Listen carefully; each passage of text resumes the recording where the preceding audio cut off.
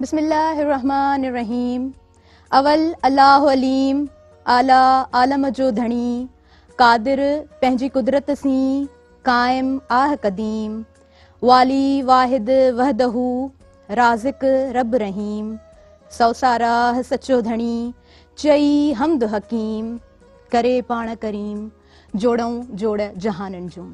अस्सलामु अलैकुम नाज़रीन, मां आहियां अवां जी पंहिंजी मेज़बान ताहिरा जोयो। प्रोग्राम सुबह में राण सां गॾु अवां जी ख़िदमत में मुंहिंजी समूरी टीम हाज़िर आहे ऐं आउं पंहिंजी समूरी टीम सां अवां सां गॾु आहियां। नाज़रीन, अॼु सूमर जो ॾींहुं आहे, यानी हफ़्ते जो पहिरियों ॾींहुं आहे। हीउ ॾींहुं ॾाढो सुठो इन लाइ हूंदो आहे। ऐं हमेशह ॻाल्हि कंदी आहियां, असां थोरा हैबिचुअल हूंदा आहियूं। हफ़्ते जो हिकिड़ो या ॿ ॾींहं जॾहिं असांखे रेस्ट जे लाइ मिलंदो आहे त पोइ वरी अगेन असां एनर्जेटिक थी वेंदा आहियूं, सुहिणे नमूने सां पंहिंजे हफ़्ते जी शुरूआति करे वठंदा आहियूं। ॾाढो सुठो लॻंदो आहे जॾहिं असां फ्रेश माइंड सां हिकिड़ो पर्पस ठाहे पंहिंजे पेशे ॾे वधंदा आहियूं। मुंहिंजी नज़र हमेशह सभिनी पेशनि ते पवंदी आहे हिते अचणु वक़्तु। सो नाज़रीन, दुआ शुरू में इहा ई हूंदी आहे त अव्हां शाल जग में सराह हुजो, अव्हां जिथे बि हुजो ख़ुशि हुजो, आबाद हुजो, महकंदा रहो, बहकंदा रहो, पंहिंजनि सां प्यारनि सां घर भातियुनि सां हमेशह प्यार ऐं मुहबत सां गुज़ारियो। जिथे बि हुजो पंहिंजे कम सां ऐं पंहिंजे किरदार सां हमेशह सभिनी जी दिलनि में ख़ासि घर ऐं गहरा मक़ाम जोड़ियो। नाज़रीन, मूं जीअं तव्हां सां ॻाल्हि कई त हफ़्ते जो पहिरियों ॾींहुं आहे, ॾाढी एनर्जेटिक हूंदी आहियां। कोशिशि कंदी आहियां त भिट जे घोट जी सिटुनि सां हिन प्रोग्राम जो आगाज़ करियां। स्कूल जी हिते ॻाल्हि कंदसि आऊं। बहार जी मौसम आहे, ॾाढी सुठी मौसम, ख़ूबसूरत मौसम, सभिनीनि खां वधीक वणंदड़। हिन मौसम में इज़ीली हर कमु असां बाआसानी करे सघंदा आहियूं। हीअ मौसम हर कंहिंखे ॾाढी वणंदी आहे, ॾाढी ख़ुशगवार इहा मुंद हूंदी आहे। स्कूल जो नालो मूं वरितो त स्कूल जी आउं ॻाल्हि कंदी हुअसि। सुबुह जे टाइम ते जॾहिं ॿारड़ा स्कूल वेंदा आहिनि त ईअं लॻंदो आहे जॾहिं प्रॉपर ड्रेसिंग में हिकिड़ो ड्रेस कोड जॾहिं सभिनीनि खे पहिरियल हूंदो आहे ऐं जॾहिं किथां रस्ते तां गुज़िरिजे थो मुख़्तलिफ़ स्कूल्स जे ॿारनि खे ॾिसबो आहे त ईअं लॻंदो आहे ॼण गुल टिड़ी पिया आहिनि। सो कॉलेज जा ॿार हुजनि, यूनिवर्सिटीज़ जा शागिर्द हुजनि या स्कूल जा ॿार हुजनि, ॾाढो हिकिड़ो सुठो बि लॻंदो आहे जॾहिं हू प्रॉपर वे में पंहिंजे तालीमी इदारनि ॾांहुं वधंदा आहिनि। नाज़रीन, सुबुह सुबुह जो वक़्तु आहे, ऐं मेहरान टीवी जी ॻाल्हि ज़रूरु कंदसि त हिते अची मूंखे ॾाढो सुठो लॻंदो आहे सुबुह ऐं वरी मेहरान त मुंहिंजी सुबुह त ॾाढी ख़ूबसूरत हसीन थी वेंदी आहे, पर जेके आयल महिमान हूंदा आहिनि उन्हनि जी सुबुह बि ॾाढी सुठी, ॾाढी ख़ूबसूरत थी वेंदी आहे। हिकिड़ो आइनस्टाइन जो कोट यादि अचे पियो ऐं कोशिशि कयां पई अव्हां सां शेयर करे सघां। एक्चुअली आउं उहो शेयर करण वारी त कोन हुयसि, पर रेंडमली मुंहिंजे माइंड में अची वियो। सो सेट मुंहिंजो माइंड थी वियो त मूं चयो अव्हां सां शेयर करे वठां। आइनस्टाइन ॾाढो ख़ूबसूरती सां चयो आहे त I have calculated everything in the world, even the speed of the light, the viscosity of the light. मूं दुनिया में हर शइ ॻणी आहे, लाइट जी स्पीड, लाइट जी viscosity, but I can't calculate the hate of the people. माण्हुनि जी नफ़रतूं मां न आहियां ॻणे सघो। बिहाइंड देयर स्माइल्स, उन्हनि जी मुस्कुराहटुनि जे पोयां जेके नफ़रतूं हूंदियूं आहिनि उहे मां न आहियां ॻणे सघियो। सो इहे त ॻाल्हियूं हूंदियूं आहिनि। असांजो समाज अहिड़ो आहे, असांखे डिफरेंट मिज़ाज हूंदा आहिनि माण्हुनि जा, उन्हनि सां उथणो वेहणो पवंदो आहे। मुख़्तलिफ़ मिज़ाजनि सां असां मुंहुं ॾींदा आहियूं ऐं कॾहिं रियलाइज़ बि कंदा आहियूं, मुस्कुराहटुनि जे पोयां नफ़रतूं बि ॾिसंदा आहियूं, विढ़ंदा बि आहियूं।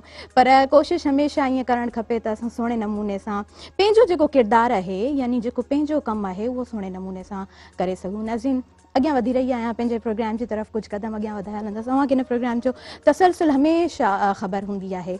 नाज़रीन, असां हमेशह इहा कोशिशि कंदा आहियूं त हिन प्रोग्राम में मुख़्तलिफ़ गेस्ट इनवाइट करियूं। अव्हांखे पिणु ख़बर आहे त इहो हिन प्रोग्राम जो हिकिड़ो सुहिणो पहलू बि हूंदो आहे। ऐं चई सघां त हिन प्रोग्राम जी इहा ख़ूबसूरती बि आहे। पर असां तव्हांखे बि गॾो गॾु जोड़ींदा आहियूं।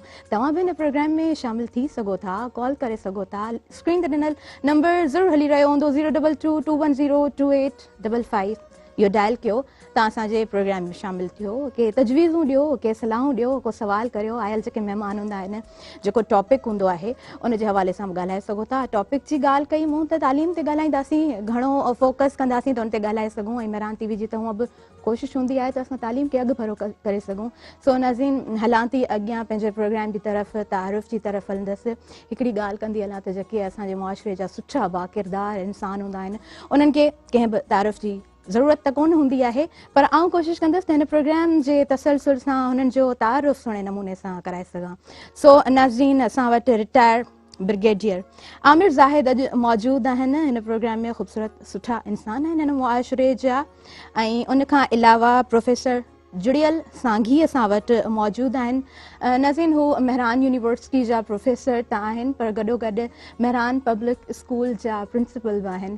सो इलाही सुठो लॻे पियो, ख़ुशी महसूसु थिए पई त हू कही आया आहिनि हिन प्रोग्राम में। बहार जी मौसम आहे, सुठी मौसम आहे, ऐं आउं कोशिशि करियां पई त हिन प्रोग्राम जो आगाज़ बि सुठे नमूने सां हाणे जेके आयल महिमान आहिनि हुननि खां कराए सघां।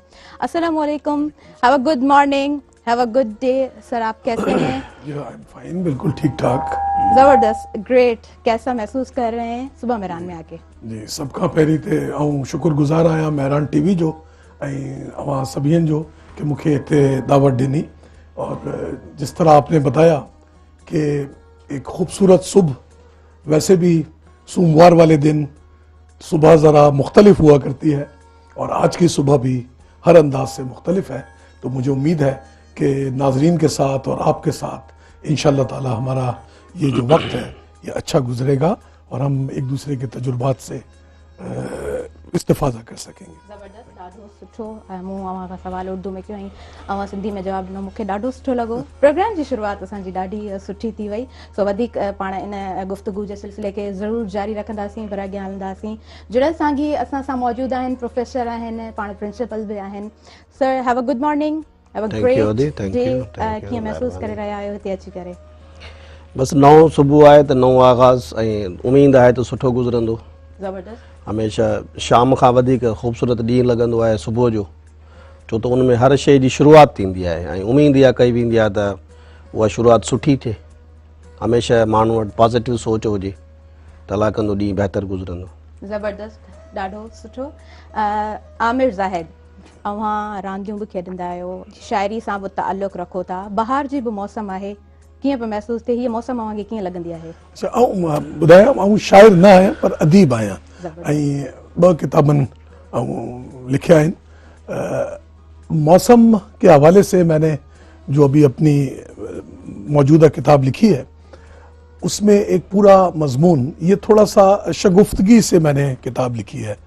शगुफ्तगी का मतलब है ज़राफ़त, थोड़ा सा खिलण या आप समझ लें चहचटो, और एक हल्के अंदाज में, तफरीही अंदाज में जो हमारे समाज के मुख्तलिफ पहलू हैं और जो हमारी आदात हैं उनको मैंने ज़ेर कलम लाने की कोशिश की है। तो उसमें मैंने एक मजमून लिखा है ख़िज़ां का मौसम। तो उसमें मैंने इस बात को उजागर करने की कोशिश की है कि अमूमन हम बहार को एक अहमियत देते हैं और ख़िज़ां को नज़रअंदाज कर देते हैं। और अगर इस रवैये को हम देखें तो ये रवैया सिर्फ मौसमों के साथ ही नहीं है। आज भी जबकि काफ़ी शऊर आ गया है, कुछ घरों में मैं देखता हूँ कि कुछ चीज़ों को ज़्यादा अहमियत दी जाती है। मिसाल के तौर पर अब भी कुछ ऐसे घर नज़र आ जाते हैं, ख़ानदान नज़र आ जाते हैं जहाँ बेटों को शायद बज़ाहिर ज़्यादा अहमियत दी जाती हो, या रुपए पैसे को ज़्यादा अहमियत हमारे समाज में बाज़ औक़ात हम देखते हैं दी जाती है। इसी तरह मौसमों के हवाले से बात करें तो बहार को हम बहुत अच्छा और महबूब रखते हैं, जबकि ख़िज़ां के हवाले से हम थोड़ा सा पशमुर्दगी का और एक ज़रा एक पसमानदगी का इजहार करते हैं। तो मैंने इस बात को भी लाने की कोशिश की है ज़ब्त तहरीर में कि ख़िज़ां के भी अपने रंग हैं और ख़िज़ां की भी अपनी खूबियाँ हैं, और दरअसल ये इंसान के अपने अंदर का मौसम है जो आपको बहार, ख़िज़ां, सर्दी, गर्मी वो रोशनास कराता है या उजागर करता है। तो मौसम सभी खूबसूरत हैं, सभी अल्लाह के दिए हुए हैं, और गर्मी की भी अपनी अहमियत है, सर्दी की भी अपनी अहमियत है, और किसी भी चीज़ की ज़्यादती कभी भी अच्छी नहीं होती। और हम कितने खुशनसीब हैं, ख़ास तौर पर हमारा जो परगना है ये सिंध, इसमें चारों मौसम बड़े ज़बरदस्त होते हैं। सर्दी के वक्त सर्दी, गर्मी के वक्त गर्मी, ख़िज़ां और बहार अपनी अपनी जगह पर। बिल्कुल, ज़बरदस्त, बहुत अच्छा।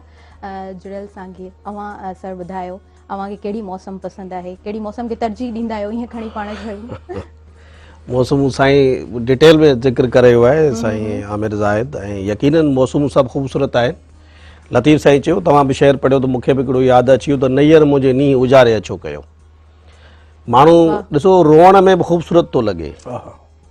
इंसान जॾहिं पैदा थो थिए तो पैदा ई रोअण सां थो थिए, यानी उनखे का तकलीफ़ आई आहे, नओं माहौल में अचे थो ऐं नए माहौल में अची थो डेवलप थिए बिल्कुलु त ख़िज़ा बि उन रोअण जो हिकिड़ो अंदाज़ आहे त ख़िज़ा में असां महसूसु कंदासीं त बहार केॾी ख़ूबसूरत आहे जंहिंमें सभिनी वणनि जा पता किरी पवंदा आहिनि वरी नवां फुटंदा आहिनि। ज़बरदस्त ख़िज़ा में कोन किरंदा आहिनि पर बहार में पता किरंदा आहिनि। बिल्कुलु ॾिसो बहार में पता किरी वरी नवां उन जा माना उहो जेके ट्रिलर्स फुटनि था अचनि था नयूं शयूं डेवलप थियूं थियनि त मौसमूं सभु ख़ूबसूरत आहिनि। शर्त इहो आहे त असांजो अंदरि ख़ूबसूरत हुजे। ज़बरदस्त ॾाढी सुठी अवां ॻाल्हि कई ऐं आउं बि ईअं सम्झंदी आहियां त दुनिया में वाहिद हिकिड़ी शइ आहे चेंज जेका हमेशह बरक़रार रहे थी ऐं बेसिकली लाइफ बि इहा आहे जेकॾहिं चेंज कोन्हे असां किथे स्टक थी वञूं था त इहा लाइफ कोन्हे। चेंजिंग ज़रूरी आहे पॉज़िटिव वे में हमेशह कोशिशि कजे त नाज़रीन पाण खे बि थोरो घणो चेंज कंदो रहिजे बट पॉज़िटिव वे में। सर जेकॾहिं पाण एजुकेशन जे हवाले सां ॻाल्हायूं तव्हां स्कूल में प्रिंसिपल बि आहियो प्रोफेसर बि आहियो त पोइ तव्हां एजुकेशन खे कीअं ॾिसो था अॼुकल्ह जे ॿारनि खे कीअं ॾिसो था? असां सां कुझु माना प्रॉब्लम इहे आहिनि त असां यूरोपियन कंट्रीज़ खे फॉलो कयूं था। ज़ाहिरी ॻाल्हि आहे अॼुकल्ह जो दौर अहिड़ो आहे त एजुकेशन असांजी कैम्ब्रिज सिस्टम या ऑक्सफोर्ड लेवल जी थिए पर उन सां गॾोगॾु असां पंहिंजी शइ विञाए वेठा आहियूं। असांजी ॿोली ख़तमु थींदी थी वञे। लैंग्वेज जेका आहे सिंधी उहा असांजे स्कूलनि मां निकिरंदी थी वञे। ऐं हाणे जेको ई मां अॻु में बि शायदि ज़िक्र कयो हो त विच में जेको असांजा इम्तिहान थिया टीचर्स जा त उन में हिननि सिंधी ग्रामर ॾेई करे ॿारनि खे माना मोटिवेशन ॾिनी त तव्हां सिंधी पढ़ो। त पंहिंजी ॿोली पढ़ण सां गॾोगॾु जेसिताईं तव्हां पंहिंजी ॿोली मज़बूत नथा कयो त ॿी ॿोली में तव्हां कॾहिं बि ताक़त कोन वठी सघंदो। माण्हू जो इहो ज़रूरी आहे त उहो पंहिंजी लैंग्वेज खे स्ट्रॉन्ग करे उन खां पोइ ॿियनि ॿोलियुनि ॾे वधे। बाक़ी अॼुकल्ह जो जेको ॿार आहे या नौजवान आहे माण्हू चाहे त माण्हुनि खे टाइम कोन्हे न त ॿारनि सां वेहूं कयूं बिज़ी आहिनि इलाही। पोइ ॿार सॼो ॾींहुं ट्यूशन कल्चर में थो हले त ट्यूशन कल्चर हाणे बिज़नेस थी वियो आहे। उहे बि बिज़नेस था सोचीनि त ॿार खे दड़को ॾींदासीं कुझु थींदो त ॿारु सुभाणे असांखे ईंदो कोन पैसा कोन कमाए सघंदासीं। पोइ उहो पंहिंजा होमवर्क पाण हथ सां करे ॾींदा आहिनि ॿारनि खे माइट ख़ुशि हूंदा आहिनि त असांजो ॿारु पढ़े पियो जेको असांजो लॉस थी रहियो आहे। इन ते सभिनी खे सोचणु खपे त ॿारनि खे पाण टाइम ॾियनि पाण पढ़ाइनि। हा ॿार त पाण ईअं चवंदा आहियूं त कचो घड़ो आहे जीअं हुनखे ठाहिबो तीअं ठहंदो। सर आमिर ज़ाहिद असां ॾिसंदा आहियूं त प्रॉपर वे में हर इंसान जो हिकिड़ो पंहिंजो स्केड्यूल हूंदो आहे। हर इंसान पंहिंजे स्केड्यूल मुताबिक़ ई हले थो। पोइ जॾहिं स्केड्यूल डिस्टर्ब थिए थो केॾांहुं वञिणो हूंदो आहे कोई इन्विटेशन अचे थो पोइ कीअं मैनेज कंदा आहियो पंहिंजे टाइम खे? मुंहिंजे ख्याल में ही हर हिकु इंसान में कुदरती सलाहियत हूंदी आहे कि हू पाण खे मरतब करे दुरुस्त अंदाज में क्योंकि जब तक इंसान अपनी चीज़ों को सही अंदाज में तरतीब नहीं देगा उसके लिए कामयाबी पाना मुश्किल है। अभी क्योंकि आज एजुकेशन के हवाले से है अगर हम तालीम को भी देखें तो जब तक शागिर्द और उस्ताद का रिश्ता कायम नहीं होगा तो ना कितना ही ज़हीन शागिर्द हो कितना ही वो बासलाहियत शागिर्द हो लेकिन अगर उस्ताद के साथ उसका रब्त कायम नहीं होगा तो वो नताइज उसको नहीं मिल सकते। इसी तरह एक उस्ताद खा कितना ही तालीम याफ्ता हो और वो तालीम देना चाहता हो और अपनी जो उसके पास इल्म है वो मुंतकिल करना चाहता हो और अगर शागिर्द उस पर तैयार नहीं है या उसको वो मौक़े या माहौल नहीं मैसर तो मेरा ख्याल है कि वो मुश्किल हो जाता है।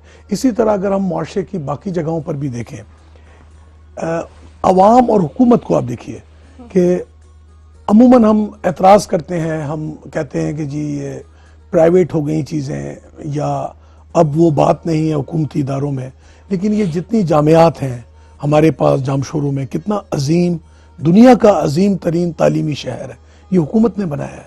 अभी हमारा फ़र्ज़ है कि वहाँ जो उस्ताद हैं वहाँ जो शागिर्द हैं कि हम उसको दुरुस्त अंदाज में इस्तेमाल करें।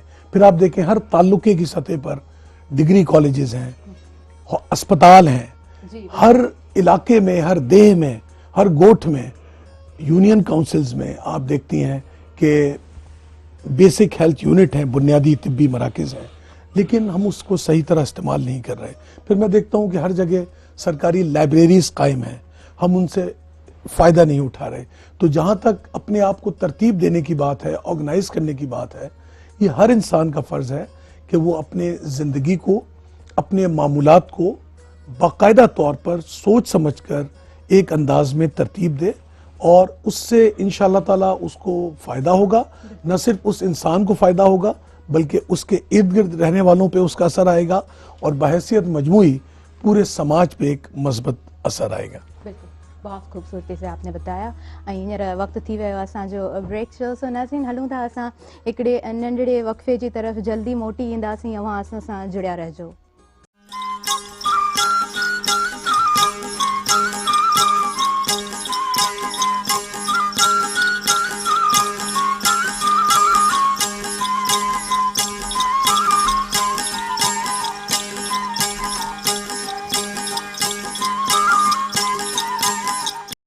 वेलकम बैक नाज़रीन, अवां खे भली कार चऊं था अवां जे पंहिंजे प्रोग्राम हिन अंगण ते सुबुह मेराण में। हीअ अंगण अवां जो पंहिंजो ई आहे।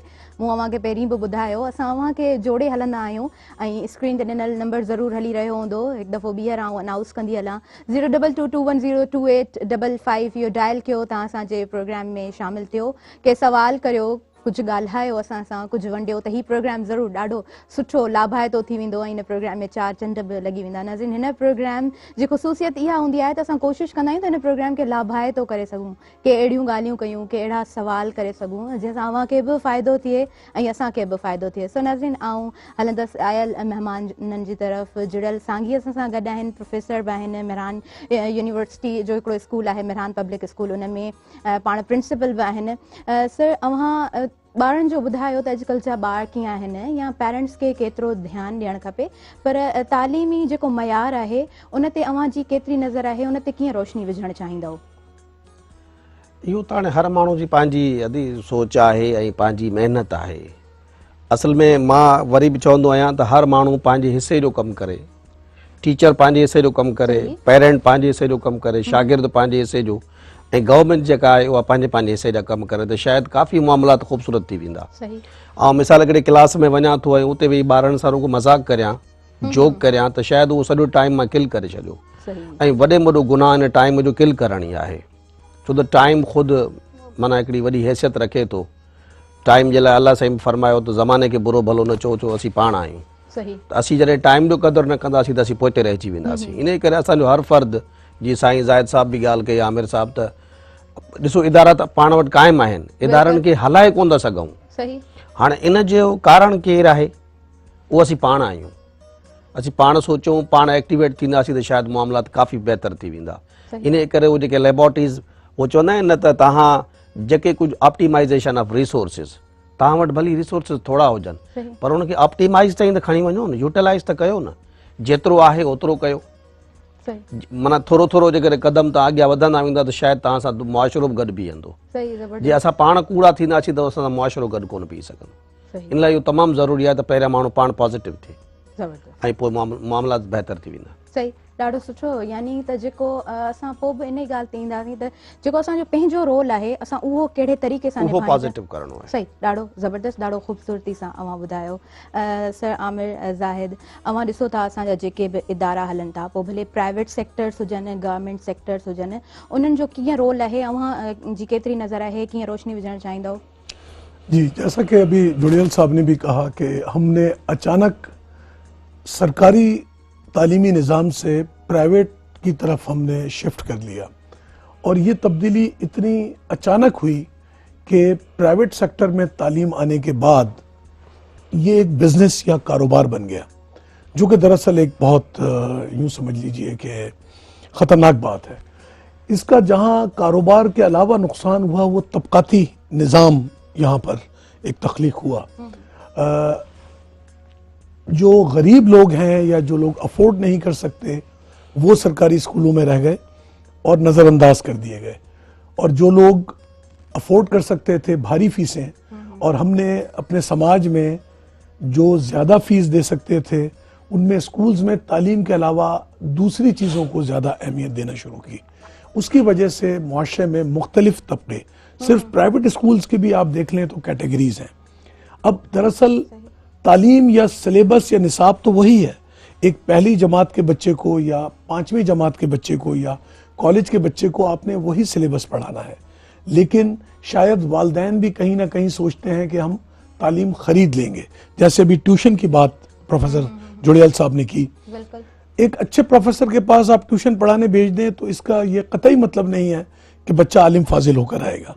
मैं जो ज़ाती तौर पर मुशाहिदा करता हूँ कि इस वक्त जो शागिर्द ने किताब को हाथ लगाना छोड़ दिया है, और ये बीमारी आज से पैदा नहीं हुई, आज से मेरा ख्याल में 35-36 साल कबल जब हमने स्कूल और कॉलेज के बोर्ड के एग्जाम दिए थे, उस वक्त से ही ये जो हल शुदा आसान पेपर जेका हूंदा आहिनि हू मिलंदा हुआ ऐं शागिर्द बिल्कुल आख़िरी ॾींहं में हू वठिया ऐं उन्हनि सां नकल बिल्कुल ही शुरू थी हुई उन ज़माने में। लेकिन अब आहिस्ता आहिस्ता करते हुए उस्तादों ने भी नोट्स देना शुरू कर दिए हैं। इसके लिए सबसे पहले हमें तबकाती निज़ाम को ख़त्म करने की तरफ थोड़ा सा तवज्जो देना होगी और हुकूमत को इस बात को यकीनी बनाना होगा कि जो बहुत ज़्यादा फीस ले रहे हैं स्कूल्स, वो दरअसल ऐसा कोई एहसास ना पैदा करें कि जो बच्चे फीस नहीं दे सकते उनके अंदर कोई एहसास महरूमी हो। दूसरा, किताब की तरफ हमें स्टूडेंट को, और वो किताब ज़रूरी नहीं है कि पन्नों की या वर्क की किताब हो, वो ई बुक भी हो सकती है, लेकिन जो सिलेबस है, निसाब है, उसकी तरफ तवज्जो देने की ज़रूरत है। और ये हलशुदा पेपर या गैस पेपर्स या ट्यूशन्स, ये कल्चर जब तक हम ख़त्म नहीं करेंगे, तालीमी निज़ाम में बेहतरी आना बहुत मुश्किल है। सही, ज़बरदस्त, बिल्कुल ऐसा ही है। सर, अवां सर्जन सां गॾु वेठा आहियो, आमिर ज़ाहिद साहब, जिन लिखनि बि था, किताब बि लिखनि था ऐं सुहिणे तरीक़े सां तशरीह ॾियनि था हर ॻाल्हि जी, ऐं अवां ख़ुदि बि आहियो यूनिवर्सिटी में इनरोल्ड, उनखां अलावा स्कूल बि हलायो पिया। त हिन प्रोग्राम जो तसलसल खे अवां कीअं था ॾिसो, अवां ॿिन्हिनि जो ॻांढापो हिते कीअं था ॾिसो, असांजे व्यूवर्स सां छा शेयर कंदव? ॻांढापो त असीं सभु इंसान आहियूं ऐं साईं असांजो दोस्त बि रहियो आहे ऐं अहिड़ी का ॻाल्हि कोन्हे। साईं जो बि एजुकेशन सां ई वास्तो आहे, असांजो बि एजुकेशन सां आहे। ॻांढापो, मां तव्हांजो हिन सवाल शायदि कैच नथो करे सघां त ॻांढापो प्रोग्राम जे तसलसल खे अवां कीअं था ॾिसो? जीअं फॉर एग्जांपल आऊं ॻाल्हि कयां त असां डिफरेंट पेशेंट्स जे माण्हुनि खे हिते घुरायूं था, त अवां जो जेको आहे लिंक किथे न किथे वरी बि जुड़ियल आहे। पास्ट त ज़रूरु आर्मी सां रहियो हूंदो, ब्रिगेडियर आहिनि, पर साईं is related with education. Exactly, असांजो कम बि एजुकेशन सां ई आहे। पढ़ाइण जीअं असीं आया आहियूं त इकरा बिस्म रब्बिकल ज़ी ख़लक़, असांजी शुरूआत ई ईअं थी आहे, त असांजो रिलेशन त उन ई हवाले सां आहे।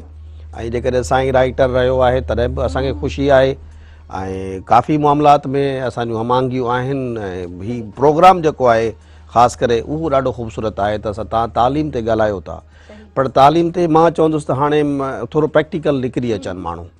जेसीं ताईं विज़िट नथो थिए स्कूल्स में, कॉलेजिस में, तेसीं ताईं मामलात हल नथा थियनि। छो त अॼुकल्ह जेका आहे न उहा ही सोशल जी दुनिया थी वई आहे, जी मीडिया जी दुनिया थी वई आहे। हमेशह फेसबुक ते काफ़ी शयूं निगेटिव रखनि था, पॉज़िटिव नथा रखनि। माण्हुनि खे कोशिशि करणु खपे त पॉज़िटिव शयूं रखी करे ऐं पोइ कमेंट्स ॾियनि त हा हीअ सुठी ॻाल्हि आहे, पोइ उनखे तव्हां प्रमोट कयो।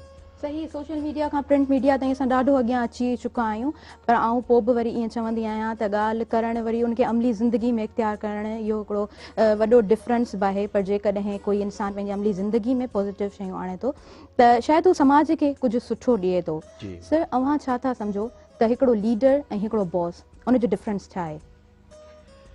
लीडर लीडर हूंदो आहे, बॉस बॉस हूंदो आहे। लीडर हमेशह बॉस कोन थींदो आहे ऐं बॉस लीडर कोन थींदो आहे। बॉस ऑर्डर ॾींदो आहे, लीडर लीड कंदो आहे।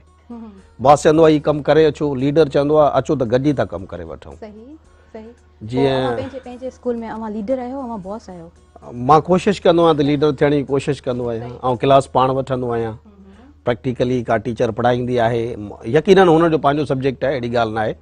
असीं सभिनी शयुनि जा माना we are not the masters of all, पर मिनिमम जेका असांखे नॉलेज हूंदी आहे त असां हुन में हुनखे गाइडेंस ॾींदा आहियूं ऐं कॾहिं बि हुनखे डिक्टेशन न ॾींदा आहियूं त हीअं कयो हीअं कयो। इहो चवंदा आहियूं त ॾिसो हिन तरीक़े सां जेकॾहिं ॿार खे पढ़ाइजे त ख़ूबसूरत लॻंदो या न लॻंदो, ऐं पोइ शायदि मां सम्झां थो फॉलो कंदा आहिनि। इन जे करे लीडर थियण जी कोशिशि करे माण्हू, बॉस थियण जी कोशिशि न करे। एजुकेशन हमेशह लीडरशिप सां हलंदी आहे, बॉसशिप सां कोन हलंदी। सही, यानी अगरि असां एजुकेशन ॾियणु चाहियूं था असांखे लीडर थियणो पवंदो। लीडर, ऐं हर मामले में लीडर थियणो पवंदो। जेके बि असांजा लीडर हज़रात वेठा आहिनि पाण बंगलनि में माण्हुनि खे रोड ते धिका खाराईंदा था वतन, इहे they are not called leaders. Leader practical हूंदो आहे। सही, हमेशह उहो फील्ड में हलंदो, माण्हुनि सां गॾु हलंदो, उथंदो वेहंदो, अहंज ॾुख सूर सहंदो। ज़बरदस्त, ॾाढी सुठी, ॾाढी ख़ूबसूरत ॻाल्हि अव्हां कई। हींअर असां वटि लाइव कॉलर आहिनि, संदन सां ॻाल्हाईंदासीं। हेलो, अस्सलाम वालेकुम। वालेकुम सलाम। अवां नूर अली चांद शाहपुर चक मां थो ॻाल्हायां। जी अदा नूर, अव्हां खे वेलकम चऊं था। अव्हां जे पंहिंजे प्रोग्राम में छा चवणु चाहींदव? हा, तव्हांजा मौजूद तमामु बहितरीन, तव्हांजा ॿ महिमान आमिर ज़ाहिद साहब ऐं प्रोफेसर जुलियस साहब खे असां वेलकम चऊं था तव्हांजे प्रोग्राम में। जी हा, जी मुजाबा, थैंक यू सो मच। अवां कॉल कई, रेगुलर कॉलर आहियो, अवां असांजे प्रोग्राम में शामिल थींदा आहियो, सुठो लॻंदो आहे त लाइव प्रोग्राम में लाइव कॉल जे ज़रिए अवां शामिल थियो था। सो नाज़रीन, हींअर वक़्तु थी वियो आहे हिकिड़े नंढड़े ब्रेक जो। सो असां वञूं था हिकिड़े नंढड़े ब्रेक जी तरफ़, झटि वञूं था ऐं जल्दी ई मोटी ईंदासीं। अवां असां सां जुड़िया रहिजो।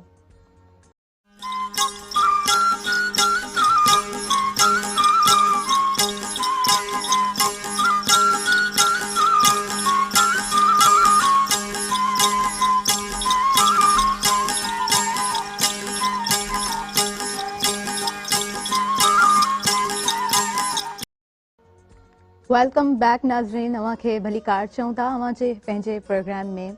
ऐं मां ॻाल्हि कंदी आहियां त हिन प्रोग्राम जो हिकिड़ो सुहिणो तसलसल आहे, अवां खे ख़बर आहे, ऐं डाइवर्सिटी आहे, त हिन प्रोग्राम में ज़रूरु अवां बि हिसो पंहिंजो जोड़े सघो था। नाज़रीन, हींअर आउं हलंदसि पंहिंजे आयल महिमाननि जी तरफ़। ऐं सर जेके आमिर ज़ाहिद असां वटि आहिनि, ब्रिगेडियर आहिनि, रिटायर्ड ब्रिगेडियर, हुननि खां आउं इहो पुछंदसि, सर हींअर नमल यूनिवर्सिटी जो हिते कैंपस जुड़े पियो, त उनखे कीअं ॾिसो था? उनजा अवां हेड बि आहियो, त उनजी जेके बि उनजा कम थींदा उन्हनि खे अवां कीअं था ॾिसो? हेतिरियूं सारियूं यूनिवर्सिटीज़ आहिनि हिते, त हिते नमल यूनिवर्सिटी जो छा किरदारु हूंदो, जेको निरालो किरदारु हूंदो? जी बहुत शुक्रिया। ऐं कोशिशि कंदुसि त सिंधी में जवाबु ॾींदुसि, भले थोरी मतिलबु ग़लती हुजे त माफ़ु कजो। National university of modern languages हिकिड़ी विफ़ाक़ी जामिया आहे ऐं हिकिड़ो विफ़ाक़ी प्रोजेक्ट आहे, ऐं सॼे सिंध में कराची खां सवाइ ही वाहिद फेडरल गवर्नमेंट जो आला तालीम वारो जेको आहे मनसूबो आहे, ऐं हिन करे आउं सिंधी में हिन जो जवाबु ॾींदुसि।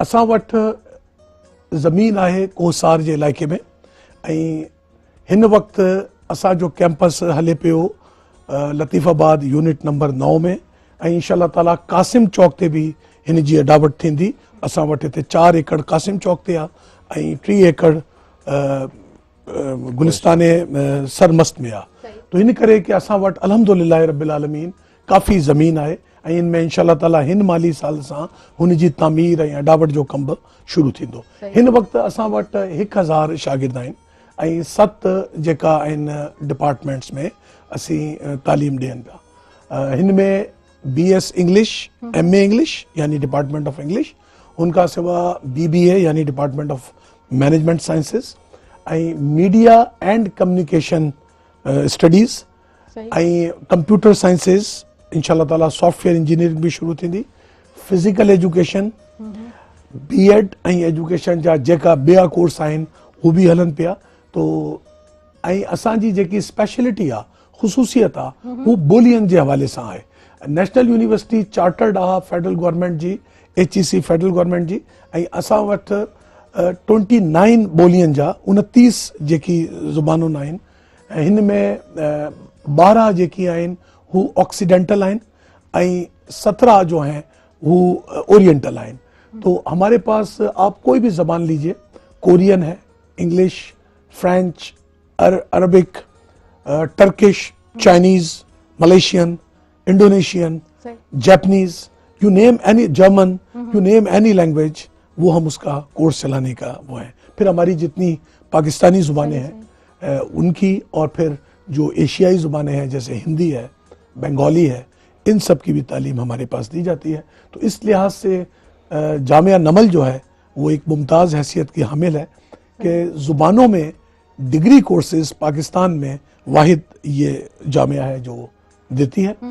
और वैसे वर्चुअल यूनिवर्सिटी या अल्लामा इकबाल ओपन यूनिवर्सिटीज़ का तस्वुर काफ़ी पुराना है, लेकिन ये पाकिस्तान की वाहिद यूनिवर्सिटी है जो जिसके कैंपस मुल्क के तूल अर्ज़ में कायम है।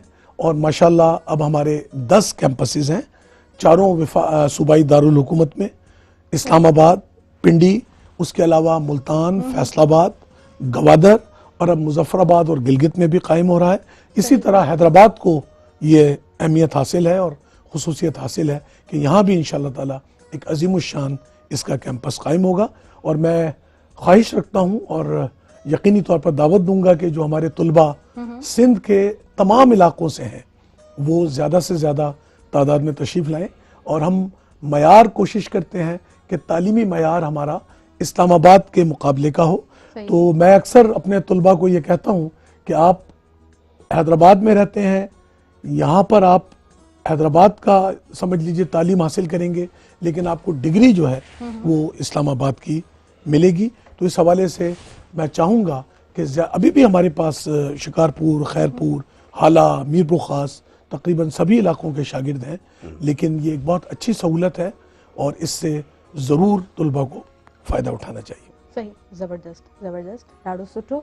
सर अवां ॾिसो जुड़ल सांगी साहब, असांजो जामशोरो जेको आहे उहो यूनिवर्सिटीज़ जो गढ़ आहे। असां वटि असांजी जामशोरो जी हंज में 3 यूनिवर्सिटीज़ आहिनि, पर हींअर नमल यूनिवर्सिटी जो कैंपस जुड़े पियो, उनखे कीअं था ॾिसो अवां? बस साईं डिटेल में उन ते कचहरी सर कई। पाण हितां खां ई शुरू कंदासीं, पर हींअर लाइव कॉलर आहिनि, सिंधनि सां ॻाल्हाईंदासीं। हेलो, अस्सलाम वालेकुम। वालेकुम सलाम प्यारी भेण, ख़ुश आहियो? तबियत सही आहे? जी साकिबा, अल्हम्दुलिल्लाह बिल्कुलु ठीक ठाक। अवां ॿुधायो कीअं आहियो? मालिक जा एहसान नदी। अॼु ॾाढो अहम मौज़ू तव्हां रखियो आहे पंहिंजे प्रोग्राम जो। जी वही पंहिंजो मेहरान टीवीअ जी रवायत रही आहे त ॾाढा ख़ूबसूरत प्रोग्राम ॾियण सां गॾु जी जी अदा ऐं असांजे तमामु माना हिकिड़ो अहम मौज़ूअनि खे माना हिकिड़ो फोकस कंदी रहंदी आहे मेहरान टीवी। जी बिल्कुलु। ऐं अॼु बि जेको तालीम जे हवाले सां तव्हां प्रोग्राम रखियो आहे, साईं जुड़ियल साईं वेठो आहे साम्हूं, ब्रिगेडियर साहिबु वेठो आहे, ऐं उन्हनि खे बि सलाम, तव्हांखे बि सलाम। वालेकुम सलाम। वालेकुम अस्सलाम। जी अदा अदा उन खां अलावा अवां शाइरी बि कंदा आहियो, जेकॾहिं 2 लाइनूं असांखे ॿुधाए छॾियो, असांजे व्यूअर्स खे, आयल महिमाननि खे ॿुधायो त सुठो लॻंदो ॾाढो। हा जी, इहो शाइरी बि आहे साईं। ऐं पंहिंजो तव्हां हिकु त 2 ॻाल्हियूं माना प्रोग्राम में हलनि थियूं, हिकु बसंती मौसम जे हवाले सां, ॿियो तालीम जे हवाले सां। बिल्कुलु। ऐं तालीम हिकिड़ो अहिड़ो सब्जेक्ट आहे, अहिड़ो मौज़ू आहे जो जंहिंजे लाइ असांजे नबी साईं पाण फरमायो त उतलबुल इल्म मिनल महद इलल लहद, इल्म हासिल करियो ऐं ॼमण खां वठी मरण ताईं। जी नबी साईं जो इहो बि फरमान आहे त इल्म हासिल कयो तो रुजो तव्हांखे चीन वञिणो पए, माना विलायत वञिणो पए, माना कछाला कढणा पवनि, तकलीफ़ूं करणियूं पवनि, इल्म हासिल करण लाइ उहे तकलीफ़ूं कयो। जी हा, ज़ाहिर आहे जेकी क़ौमूं आहिनि, मुल्क आहिनि, उहे कॾहिं बि तरक़ी कोन था करे सघनि जेसि ताईं उन्हनि वटि बहितरीन तालीम न आहे।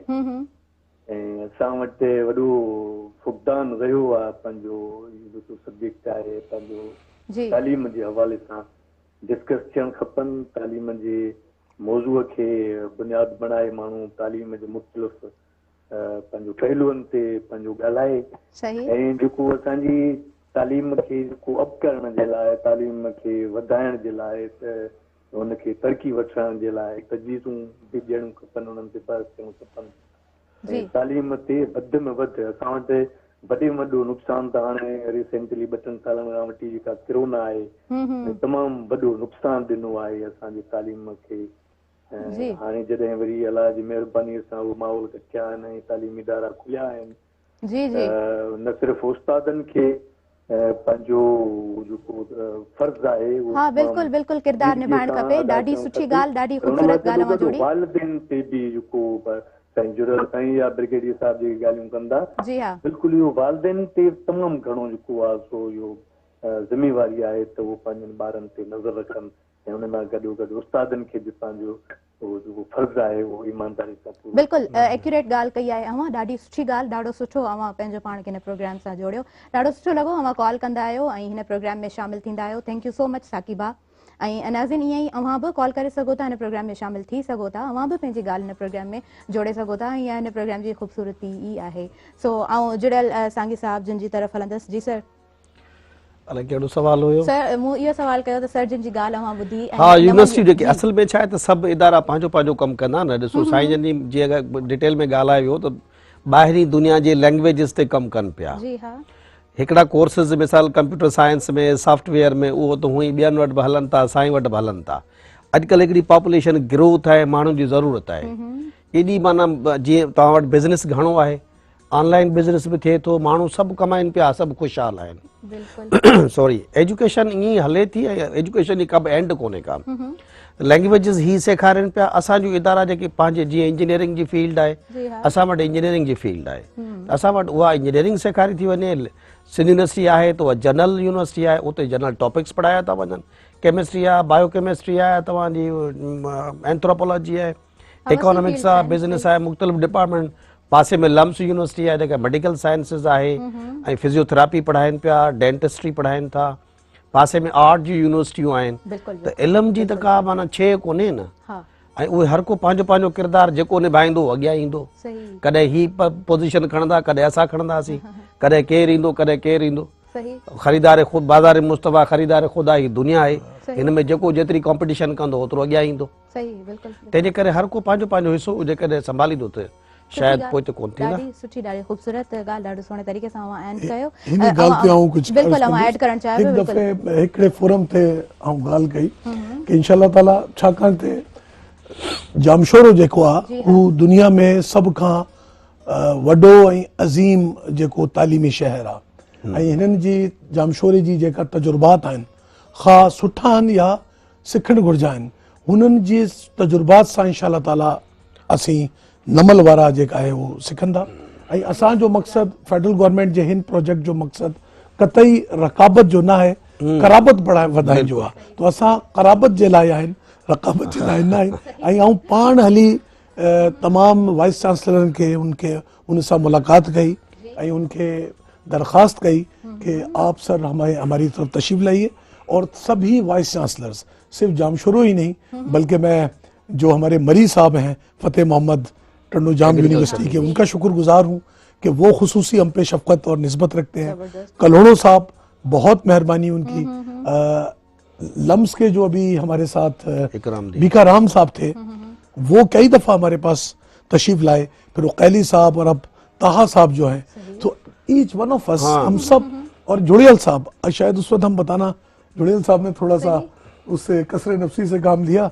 हमारी बहुत अच्छी मुलाकात हुई और मैं शुक्रगुजार हूँ कि इन्होंने मुझे दावत दी, मैं इनके कॉलेज गया, हाजिर हुआ और इसी तरह ये तशरीफ लाए, हमें इज्जत बख्शी। तो हमारा मकसद तालीम इस तरह है कि शागिर्दों में या उस्तादों में कोई तफरीक नहीं है। नाम तो जुदा हो सकते हैं लेकिन मकसद एक ही है और मकसद ये है जी कि बच्चों को मयारी तालीम मिले। ज़बरदस्त, ॾाढो सुठो, ॾाढो ख़ूबसूरती सां मां ॿुधायो। स्ट्रॉन्ग बॉन्ड आहे तव्हांजो, त ॾाढी सुठी मां ॻाल्हि ज़ाहिर कई। पर नाज़रीन, हिन गुफ़्तगू जे सिलसिले खे असां ज़रूरु जारी रखंदासीं। हींअर वक़्तु थी वियो आहे हिकिड़ी नंढड़ी साईअ जो, हलंदासीं वक़फ़े जी तरफ़, झटि मोटी ईंदासीं। तव्हां असां सां जुड़िया रहिजो।